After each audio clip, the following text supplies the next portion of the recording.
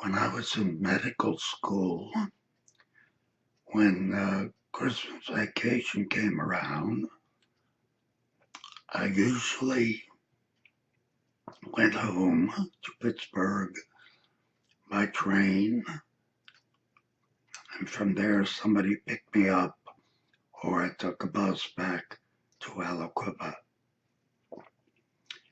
In my junior year, a different situation faced me.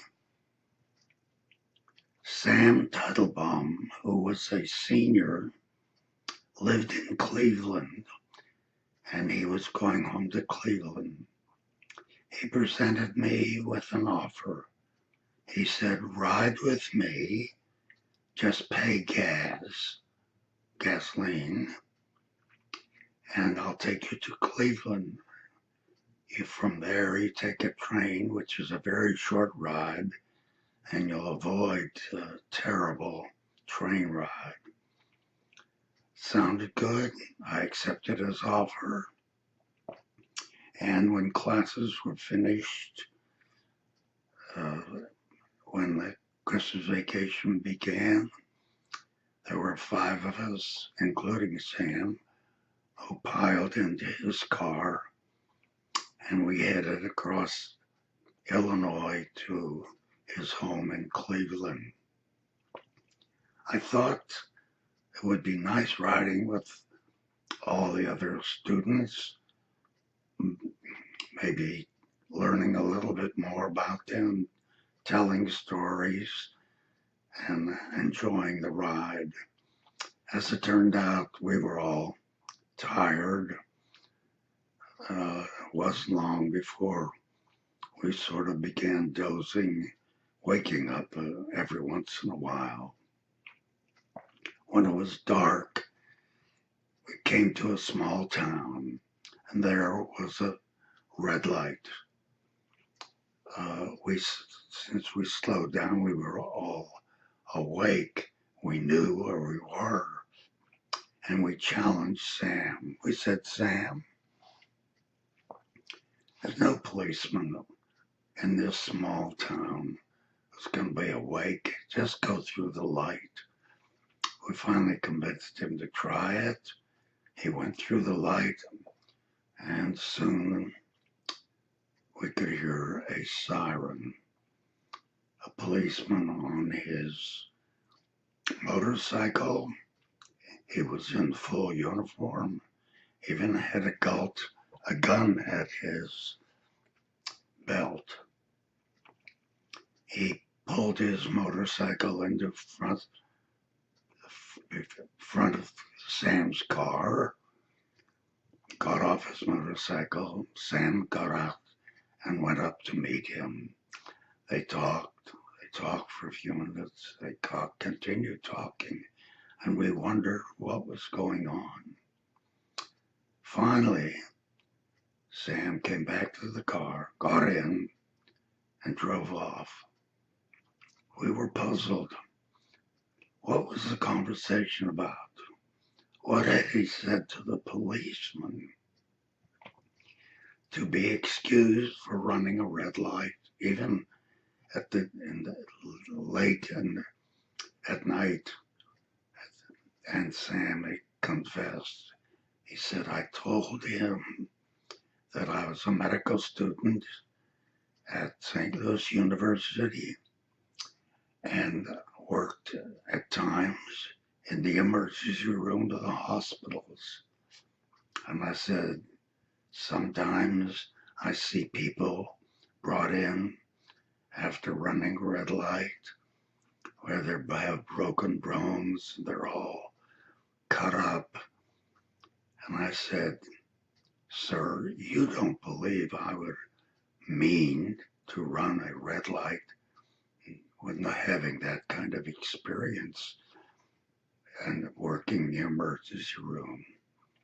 So he excused me, wished me a Merry Christmas, and here I am.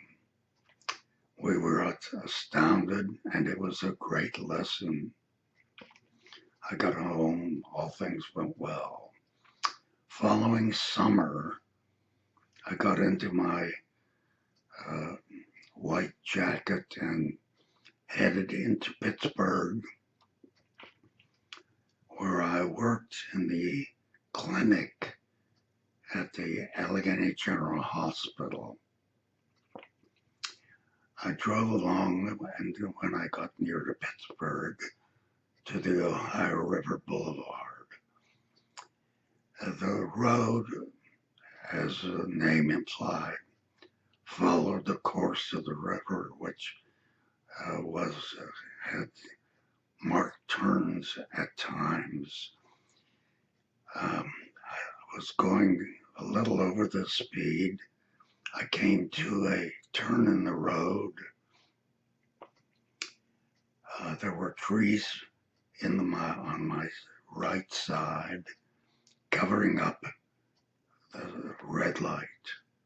And so I went through it. I tried to stop, but I had no success. And sure enough, I heard a siren. Motorcycle policeman came up to me without any conversation because I had no excuse. He gave me a ticket and told me to appear in court. I went home after clinic, told Mother and Dad what happened. Dad said, "Give me a minute. I'm going to see the family lawyer and see if he can help us with this, because you're surely going to have a fine." He was back a few minutes later. He said, "John said, the judge who's going to listen to your case has a bad reputation. He's not lenient, and besides, his name is John Mean, and he is mean." So Dad gave me a check, and the morning of my hearing, I went into Pittsburgh to the court. When they called my case, I went up before the judge, and he said, "You went through a red light, didn't you?" I said, "Yes, sir." I said to him, "Your Honor, I know I went through a red light, but that was a mistake. I was going too fast. You know, I work in the emergency room as a doctor every once in a while, and I see people with broken bones and scarred faces and crying. And I say, you don't think with that experience that I would purposely go through a red light?" He looked at me and he said, "Sometimes they don't awaken, do they?" I said, "No, sir, sometimes they die." He said, "Be careful. Case dismissed." I learned my lesson well. I also learned I had to be more careful in my driving.